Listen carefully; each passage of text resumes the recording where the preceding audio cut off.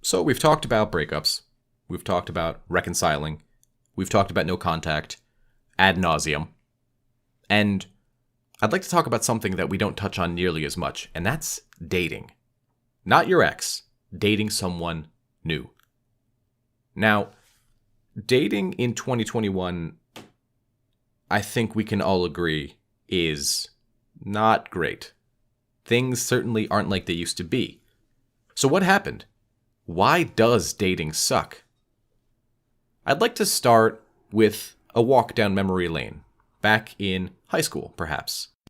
So you wake up at 7, maybe 8 in the morning and groggily drudge to first period calculus with Mr. Leary, who of course has the personality of a boiled egg. And I look to my right and see a pretty young woman who I would love to ask out on a date. But of course I am scared. And yet, the knowledge that I'm going to see her tomorrow, and the next day, and the next day, etc., is comforting to the point where I can slowly build a rapport with this person. Maybe friendship, maybe something more, or maybe friendship into something more. But the point is, I know that I'm, over time, going to get to know this person better. And eventually, look what happens. We're dating, we're having fun, and we're seeing each other regularly. High school used to be something I dread going to, and now it's something I'm excited about because I'm going to see her, and that's going to be exciting. And then people will gossip and talk. It's almost like, no, it is. We're in a community. There are different characters in our story. There's different events and situations and school plays and fire drills.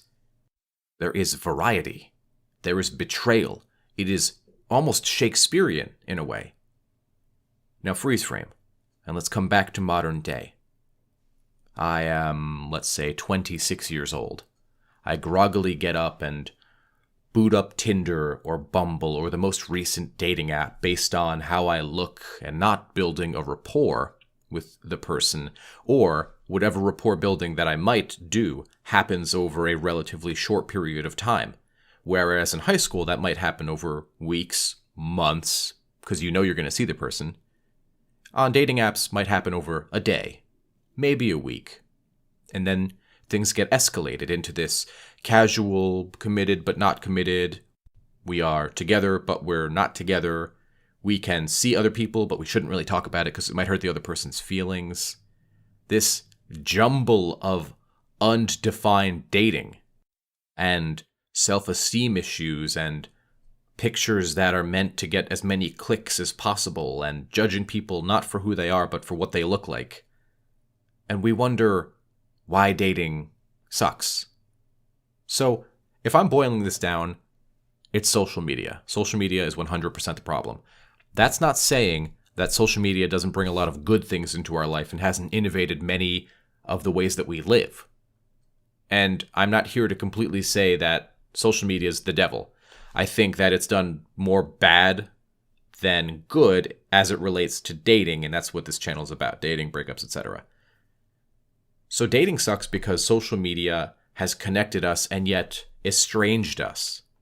We are more connected and yet somehow more lonely than ever. It's more about a fear of missing out than it is about actually participating.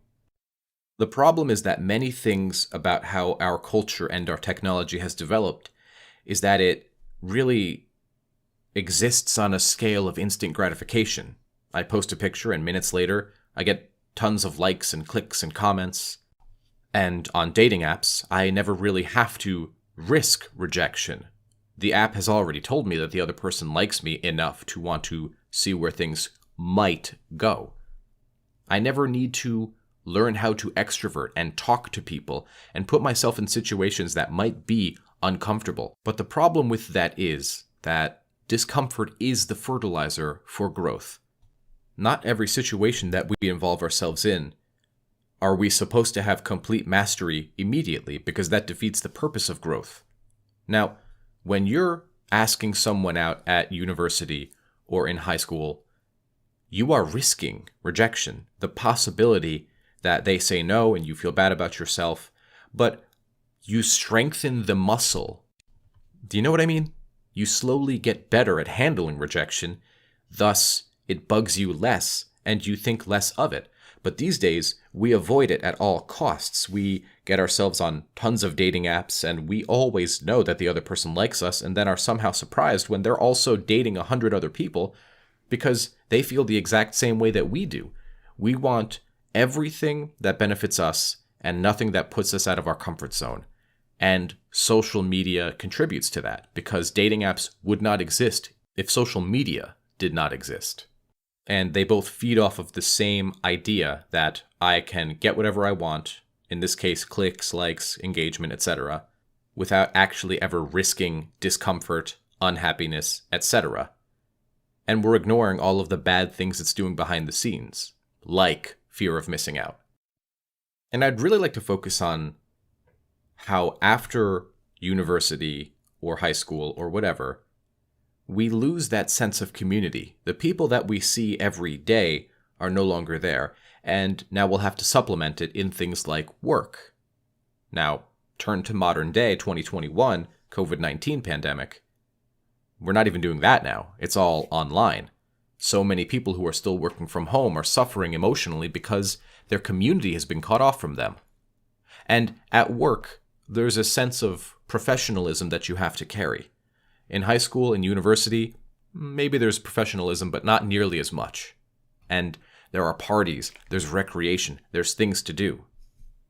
So we've been given this structure that we've been expected to follow for months to years, and then it is one day removed and you are tossed into the real world with a briefcase and someone says, "Good luck, kid, I believe in you."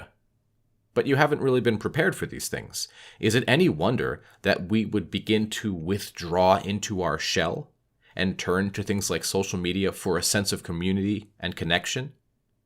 And as we become ever more introverted, we become scared of extroverting. As we stop working out our muscles of meeting new people and feeling uncomfortable so that we can grow and facing the possibility of rejection, we turn more into things like dating apps, social media, etc. And instant gratification is all around us. And so, is it any wonder that if I can use this big, wonderful dating app that never lets me know when I've been rejected and only tells me when people like me, well, I never need to risk rejection. And the past couple of years of my life have been based around crawling ever more inwards into that shell because my entire community has been ripped away from me. And now some people will say, well, hold on, if that is true and we are taken away from high school or college, whatever, wouldn't we just seek a new community? And certainly some people do that. But the difference is that high school and probably college was forced on you. You didn't have a choice. You had to go. And now you're an adult. And the cool thing about being an adult is you don't have to do anything. But there's going to be a consequence for that too. Now, I do have an audience that is older, and when I say older, I'm talking outside of the 20s and 30s. And for them, this video might strike them as slightly less relevant because they've been out of college for a long time, or high school, whatever the case may be. And just because you are far removed doesn't mean you were not affected much the same way. It's important to find community. It's important to grow outside of ourselves and outside of our comfort zone and sacrifice your old comfort zone for a new one. It's important because otherwise we're going to continually turn inwards, realizing that human beings tend to be lazier by nature. Now, that's not me saying that we have to be that way. In fact, I push against being lazy. But that is to say, back in the day, what do you think we did? We hunted for food, we ate, we sat around in the sun, we procreated, then we did it again. And again, and again. And one day we found food that helped our brains grow bigger, and we evolved and became better, and then we sort of ended up here with iPhones and Tinder, etc. So, without me rambling much further, I would just like to say this. If you want the dating game to change, you must change. Resist the temptation for instant gratification. Go out. Try something new because you want to do it. Because just by showing up, you skyrocket the chance of meeting someone that you might like to take on a date. Risk that rejection. What's the worst they're going to do? Is they'll tell you, sorry, I'm not interested. And you'll feel down for an hour, maybe a day, and then you'll get over it. And sure, might it be weird if you see that person again? It might. But what's the big deal in the grand scheme of things?